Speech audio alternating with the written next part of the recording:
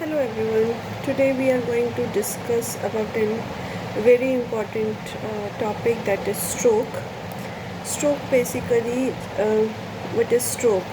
So basically जब भी blood supply आपके brain cells की कट ऑफ हो जाती है किसी भी कारण से, और part of the brain जो है वो अपनी blood supply lose कर लेता है, and that due to that the oxygen is not able to reach the brain cells and they start dying, and when that happens the patient suffers from stroke.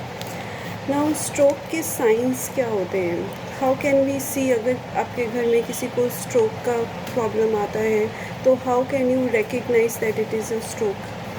So इसके अंदर एक बहुत easy तरीका है इसको याद रखने का, to remember the acronym Be Fast.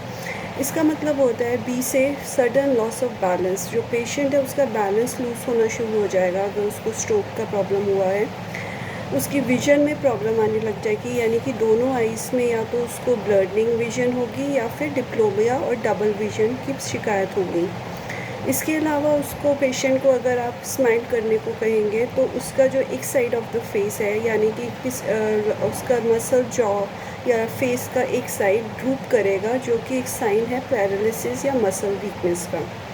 इसके अलावा जो ए है एक्रोनिम, वो अगर हम उसको पेशेंट को आर्म्स को रेस करने को कहेंगे तो यूजुअली अगर वो दोनों आर्म्स रेस करेगा परपेंडिकुलरली, देन एक arm will drop by itself या वो सैग कर जाएगी डाउनवर्ड्स, अगर दूसरी अपने नॉर्मल पोजीशन पे रहेगी। नेक्स्ट जो एक्रोनिम है एस ऑफ द फास्ट, उसमें पेशेंट की एबिलिटी है बोलने की, वो प्रॉब्लम आएगा पेशेंट को। आइदर उसमें स्लरिंग होगी स्पीच की, वो प्रॉपर्ली बात नहीं कर पा रहा होगा, या फिर उसके अंदर जो एबिलिटी है वो एकदम आवाज़ में प्रॉब्लम आ जाएगा। और इस प्रॉब्लम का जो लास्ट पॉइंट है T, that is the time. So time is very important in cases of stroke, क्योंकि स्ट्रोक जब भी पेशेंट को होता है, अगर उसमें हेमरेजिक स्ट्रोक हुआ है तो इमीडिएटली टाइम जो है is very critical. So patient को एमरजेंसी में इमीडिएटली या तो लेकर जाना ज़रूरी हो जाता है या कंसल्ट करना होता है ज़रूरी फॉर टू द फिजिशियन। अब स्ट्रोक्स जो होते हैं वो किस टाइप के होते हैं? यूजुअली हम स्ट्रोक्स को 2 टाइप्स में क्लासीफाई करते हैं।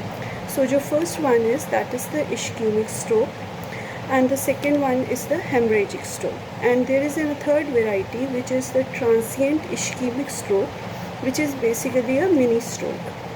अब जो इश्केमिक स्ट्रोक होता है वो बेसिकली तब होता है जब आपके ब्रेन सेल्स के जो ऑक्सीजन है वहाँ पहुँच नहीं पाती, क्योंकि जो ब्लड सप्लाई है जो ब्रेन की वो कट ऑफ हो गई है किसी कारण से।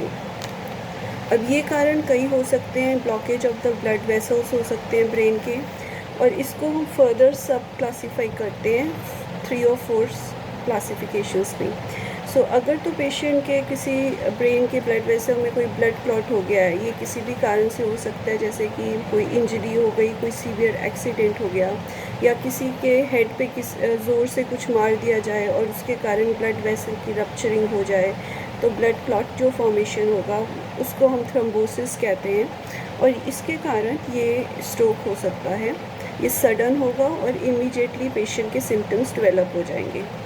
सेकेंड जो होता है वो है एम्बोलिज़म। एम्बोलिज़म में बेसिकली कोई ब्लड क्लॉट आपके किसी और बॉडी पार्ट्स में या बॉडी के किसी भी पार्ट में हो सकता है, और वो थ्रू द ब्लड ट्रैवल करता है आपके ब्रेन में, और किसी ब्रेन की ब्लड वेसल में जाकर अगर वो फंस जाए या वो प्रॉपरली वहाँ पे स्टक हो जाए, तो फ्रैगमेंट जो वो ब्लड का क्लॉट का है, दैट कॉजेज़ एम्बोलिज़म।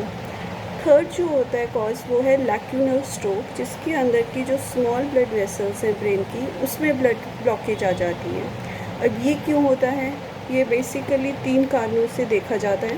पहला है हाई ब्लड प्रेशर, जिनको हाइपरटेंशन की शिकायत रहती है बहुत समय तक या बहुत टाइम से, उनमें ये टेंडेंसी इंक्रीज़ हो जाती है। कुछ केसेस में हाई कोलेस्ट्रॉल के कारण, जिसे हम हाइपरलिपिडीमिया भी कहते हैं। और थर्ड जो है हाई शुगर लेवल्स, जो कि डायबिटीज़ टाइप 2 के पेशेंट्स में कॉमनली देखा जाता है। इसके अलावा जो लास्ट फैक्टर देखा जाता है इश्केमिक स्ट्रोक का, उसमें होता है क्रिप्टोजेनिक स्ट्रोक्स, जिसका मतलब ये होता है कि इसके अंदर कोई कारण हमें प्रॉपरली दिखाई नहीं पड़ता, बट कोई हिडन ओरिजिन होता है जिसके कारण पेशेंट को ये प्रॉब्लम्स डेवलप होती है। अब आते हैं हम नेक्स्ट टाइप में, that is the haemorrhagic strokes. Haemorrhagic से वर्ड से हमें समझ आता है कि बेसिकली हेमरेजिक स्ट्रोक्स उन पेशेंट्स में देखे जाते हैं जहाँ पे ब्लीडिंग आइदर ब्रेन के अंदर या ब्रेन के आसपास के जो मेम्ब्रेन्स हैं उसमें ब्लीडिंग हो जाए और उसके कारण पेशेंट को स्ट्रोक हो जाए। ये बेसिकली 2 सब डिविजन्स में डिवाइडेड होता है। पहला जिसमें कि ब्लीडिंग इनसाइड द ब्रेन होती है, जिसे हम इंट्रासेरिब्रल ब्लीडिंग भी कहते हैं। जब ये होती है तो जो ब्लड का फॉर्मेशन या क्लॉट फॉर्मेशन होता है वो प्रेशर कॉज करता है आपके सराउंडिंग के ब्रेन टिश्यूज़ पे। और अगर ब्लीडिंग आउटसाइड द ब्रेन और विद इन द मेम्ब्रेन्स, जिसे कि हम सब एराकनॉइड स्पेस भी कहते हैं, ये एक कवरिंग होती है ब्रेन के अंदर, that is the sub एराकनॉइड membrane. अगर उनके बीच में कहीं पे ब्लीडिंग हो जाए और वो क्लॉट फॉर्मेशन बन जाए उस हेमरेज के कारण, देन इस केस में ये कॉज जो है वो ब्रेन टिश्यू के नीचे के पार्ट्स को प्रेशर कॉज करते हैं और इसके कारण स्ट्रोक डेवलप हो जाता है। अब हम डिस्कस करेंगे इसके सिम्टम्स क्या रहते हैं। तो सिम्टम्स बेसिकली जो रहते हैं वो डिपेंड करते हैं कि आपका कौन सा ब्रेन पार्ट है जिसमें कि स्ट्रोक हुआ है। अगर क्योंकि different parts of the brain they control different functions of the body, और depending on which area of your brain has been affected by the stroke, the patient will basically develop those symptoms also. ना इसके अंदर अगर हम एक example लें तो हमारे ब्रेन का एक एरिया जिसे कि हम ब्रोकास एरिया कहते हैं, जो कि आपके फेशियल मसल्स की मूवमेंट को कंट्रोल करता है, या माउथ की जो मूवमेंट या हम जब बोलते हैं उसकी फंक्शंस को कंट्रोल करता है। अगर स्ट्रोक उस एरिया में होता है देन आपकी फेशियल मसल्स और स्पीकिंग में प्रॉब्लम डेवलप हो जाता है। अब इसके जो कॉमन सिम्टम्स देखे जाते हैं स्ट्रोक्स में, तो सबसे पहले जो कॉमनली देखा जाता है, एक तो वीकनेस डेवलप हो जाती है पेशेंट की, आइदर पैरालिसिस या वन साइडेड वीकनेस होती है, आइदर कौन सी पार्ट जो अफेक्ट हुआ है उसके अकॉर्डिंगली। कुछ केसेस में पेशेंट को बोलना बिल्कुल डिफ़िकल्टी होने लग जाती है, जिसे हम अफेजिया भी कहते हैं। कुछ पेशेंट्स के अंदर मसल कंट्रोल का लॉस हो जाता है, यानी कि one side of the face में जो मसल्स हैं उसका कंट्रोल लूज हो जाता है और इसके कारण ड्रूपिंग हो जाती है one side of the face की, सैग होने लग जाता है फेस। नेक्स्ट, कई बारी पेशेंट्स की जो स्पीच है, अगर पेशेंट बोल रहा है तो वो क्लियरली नहीं बोल पाता या एक्सप्रेस नहीं कर पाता, उसकी स्पीच में स्लर्ड स्पीच होने शुरू हो जाती है या उसको प्रॉब्लम आती है बोलने में। कुछ केसेस के अंदर उनकी जो सेंसेस है, हमारी जो नॉर्मल 5 सेंसेस रहती हैं, यानी कि स्पीच, हियरिंग, विजन, टच और स्मेल, उन केसेस के अंदर जो है वो पेशेंट को बेसिकली सडन लॉस होना शुरू हो जाता है। इसके अलावा जो नेक्स्ट सिम्टम्स देखे जाते हैं पेशेंट में, वो है उनकी विज़न में प्रॉब्लम आना, यानी कि ब्लरिंग हो सकती है विज़न की, या डबल विज़न डेवलप हो जाती है पेशेंट में। कुछ केसेस में उनको वॉकिंग में या कोऑर्डिनेशन प्रॉपर जो बैलेंस रहता है वो बिगड़ जाता है, जिसे हम एटेक्सिया कहते हैं। पेशेंट्स में चक्कर आने लग जाते हैं, डिजीनेस होती है, वर्टिगो होना स्टार्ट हो जाता है, उनके नेक मसल स्टिफ हो जाते हैं, या उनको सीवियर हेडेक सडनली स्टार्ट हो जाते हैं। कुछ अगर हम माइंड सिम्टम्स कंसिडर करें तो पेशेंट को इमोशनली इंस्टेबिलिटी डेवलप हो जाती है या कन्फ्यूजन होने लग जाती है, एजिटेशन होती है पेशेंट को अगर आप उससे बात करेंगे। एमनीसिया होने लग जाता है, मेमोरी लॉस डेवलप हो जाता है पेशेंट में, और इन सीवियर केसेस में पेशेंट इवन कोमा या फेंटिंग या सीजर्स में भी हो सकते हैं उसको। अब इसके जो कॉजेज़ देखे जाते हैं स्ट्रोक के, इसमें क्या रीज़न्स हैं जो इसके अंडरलाइंग कॉजेज़ यूजुअली देखे जाते हैं।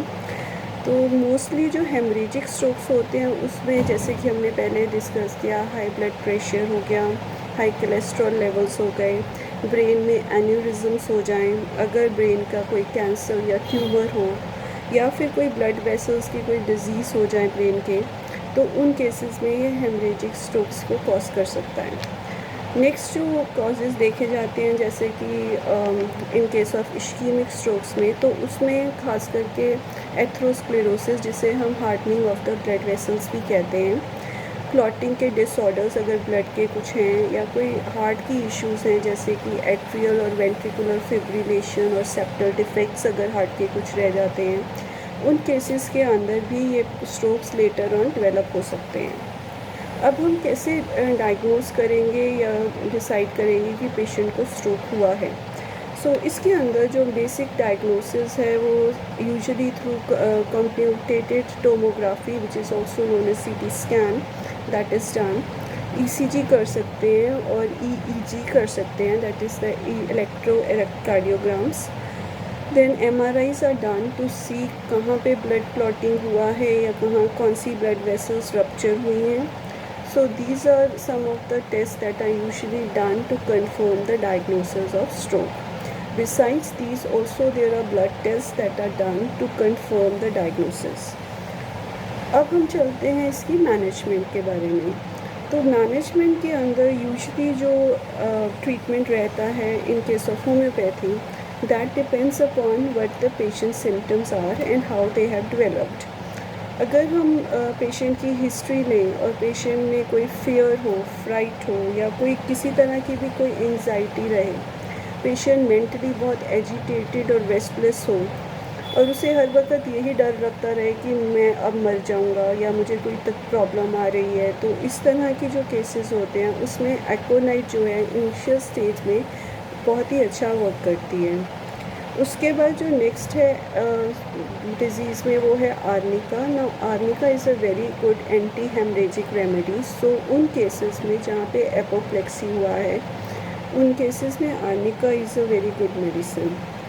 नेक्स्ट जो मेडिसिन हम यूजुअली देख सकते हैं वो है ब्राइटाकाप। ना ब्राइटाकाप ओल्ड एज में खास करके जिन पेशेंट्स में एथरोस्क्लेरोसिस हुआ है या जिनका नेचर चाइल्डिश हो गया है या उनमें वैस्कुलर सॉफ्टनिंग हो गई है ब्लड वेसल्स की, डायलिटेशन है ब्लड वेसल्स में या किसी तरह के एन्यूरिज्म्स हैं या रप्चर्स हुए हैं ब्लड वेसल्स में, तो उन केसेस में ब्राइटाकाप is a good medicine that can be given. Then there are other medicines like belladonna जिसमें कंजेस्टिव सिम्टम्स बहुत ज़्यादा मार्क्ड रहते हैं। Then there is coffea cruda which is a medicine that is very useful if patient को high blood pressure की शिकायत रहती है और उसके कारण अगर उनको स्ट्रोक के चांसेस बढ़ रहे हैं या फिर उनका ब्लड प्रेशर यूजुअली हाई रहता है या उनको स्लीपलेसनेस की प्रॉब्लम रहती है due to continuous thoughts going on in their mind या सडन इमोशंस या सडन एक्साइटमेंट के कारण अचानक से उनको कोई ऐसा इशू हो जाए जिससे स्ट्रोक डेवलप हो जाए, तो इन केसेस में coffea is a good medicine. Then there are some other medicines as well, जैसे कि बैथरोप्स है which is a anti hemorrhagic medicine that can be useful जहाँ पे थ्रोम्बोसिस बहुत ज़्यादा मार्क्ड रहता है या पेशेंट को पैरालिसिस ऑफ वन साइड हो गया है, सडन लॉस है या सडन इमोशंस के कारण कोई हेमरेज हो जाए ब्लड ब्रेन के वेसल्स में, तो उन केसेस में this is a good medicine that can be prescribed. Now these are all some of the common or medicines that are usually given to patients who are suffering from stroke or have suffered from a stroke initially. Now it is important to realize that अगर तो stroke उसका suddenly हुआ है then emergency में arnica and some other medicines are really good if you immediately give those in the right dose and potency. Those medicines can prevent the further clotting of the blood in the blood vessels and they can help improve the condition of the patient faster. However, it is very important to know कि कोई भी medicine देने से पहले you consult the homeopathic physician properly because जो symptoms patient को develop हुए हैं वो उसके अपने individual symptoms हैं और patient को after the doctor sees the patient they are able to recognize those symptoms and अगर उसके पास history properly available होती है patient की, उसको क्या problems हुए जिसके कारण ये problem develop हुआ उसकी medical history क्या है, pathology उसको कैसे develop हुई, so these all factors have to be considered before giving any medicine. So this was important in this condition of stroke because it is a very acute and emergency problem and if the patient is not treated immediately they can even die. So it is important to regulate the patient properly, to look out for the signs and the symptoms And if you see that the patient is having any of these telltale signs of stroke, please consult the concerned physician before going for any self-prescribing medicines. Also, it is important that after the patient has recovered from the stroke, they should try to have a more peaceful life. There should be no stress in their life. They should be provided a more happy environment so they can recover easily. Also, their physical activity should be gradually improved, like either slight walking, start from slight walking, and then if they are able to improve themselves, they can increase the walking gradually, but only do that much that they are able to bear. अगर उनको किसी और तरह की problems हैं साथ में, जैसे कि high blood pressure, high cholesterol levels, then we have to also monitor those problems and give the medicines to lower those and find out any underlying causes that may be resulting in these issues. So I hope this was an informative video for you all regarding stroke, and in case you got some useful information, kindly like and share, and have a great day. Thank you.